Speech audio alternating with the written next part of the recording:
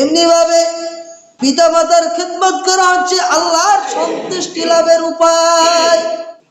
আপনার আবার নবী বিশ্ব নবী বলেন, রিদার রব্বি ফি রিদাল ওয়ালিদ, পিতা মাতার সন্তুষ্টিতে আল্লাহ সন্তুষ্ট, ওয়া সাকাতুর রব্বি ফি সাকাতিল ওয়ালিদ, আর পিতা মাতার অসন্তুষ্টিতে আল্লাহ অসন্তুষ্ট।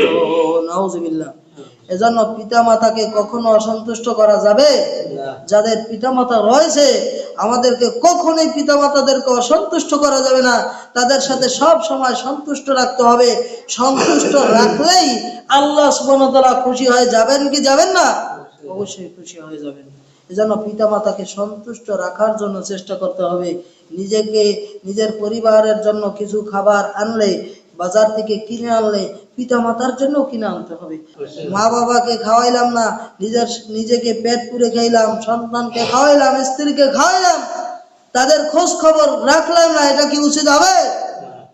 এটা উচিত হবে না। আজকের বর্তমান সময়ে বিভিন্ন লোকেদের কারণে সন্তানেরাও সঠিকভাবে পিতামাতার খেদমত করতে পারে না। এরকম আছে কি আছে না?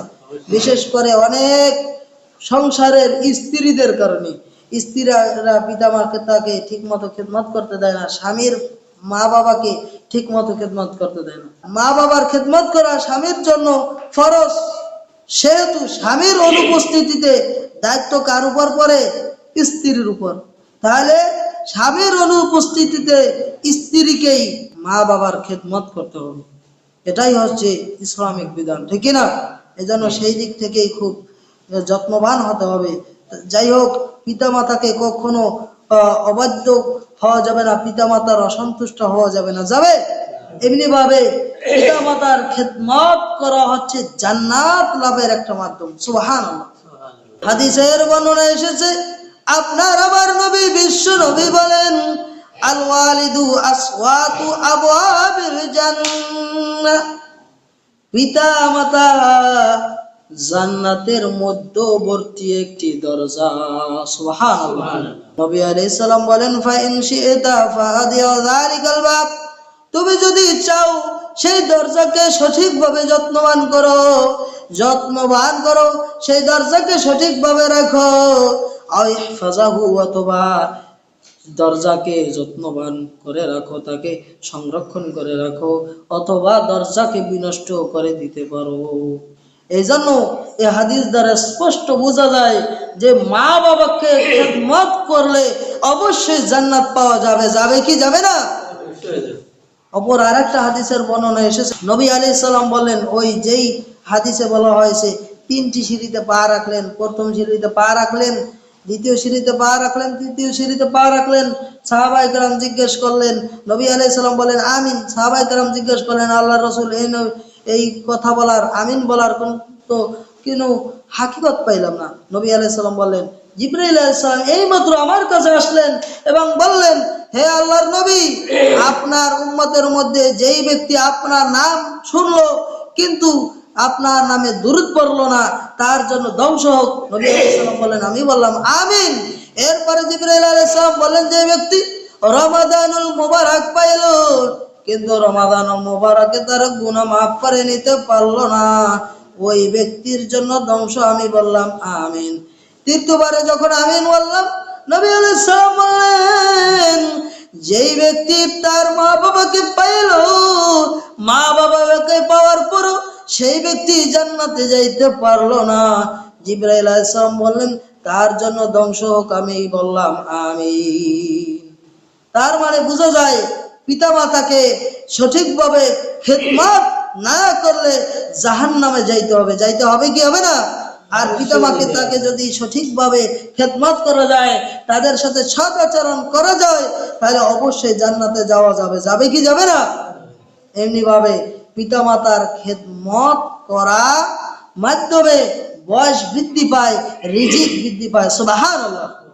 হাদিসের বর্ণনা রয়েছে, আপনার আমার নবী বিশ্ব নবী বলেন, মান আহাব্বা আইয়ুমাদ্দালাহু ফি উমরিহি ওয়া ইউযাদালাহু ফি রিজকিহি, কোন ব্যক্তি যদি পছন্দ করে যেই ব্যক্তির রিজিক বৃদ্ধি করা হোক, আর যেই ব্যক্তির বয়স বৃদ্ধি করা হোক, এই জিনিসটা যদি কেউ চায়, পছন্দ করে, সেই ব্যক্তি যেন ফালইয়াবাররা ওয়ালিদাইহি, সেই ব্যক্তি যেন তার পিতা মাতাকে সঠিকভাবে খেদমত করে, তাদের সাথে সদাচরণ করে, ওয়ালিয়াসিল রাহিমাহু, এবং আত্মীয় স্বজনদের সাথে সদাচরণ করে, আত্মীয়তা সম্পর্ক বজায় রাখে।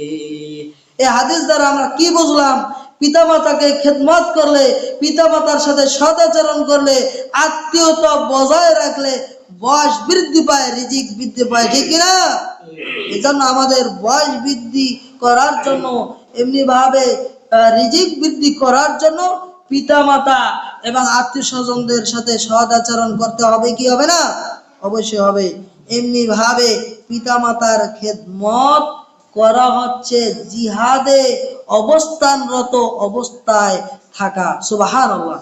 নবী আলাইহিস সালাম বলেন, মা সা আলা ওয়ালিদাইহি ফাফি সাবিলিল্লাহ, যেই ব্যক্তি পিতামাতাকে খেদমত করার জন্য সামনে অগ্রসর হয়, আল্লাহ সুবহানাহু ওয়া তাআলা তাকে আল্লাহর রাস্তায় থাকা অবস্থায়, অর্থাৎ জিহাদরত থাকা অবস্থায় হিসেবে গণ্য করেন।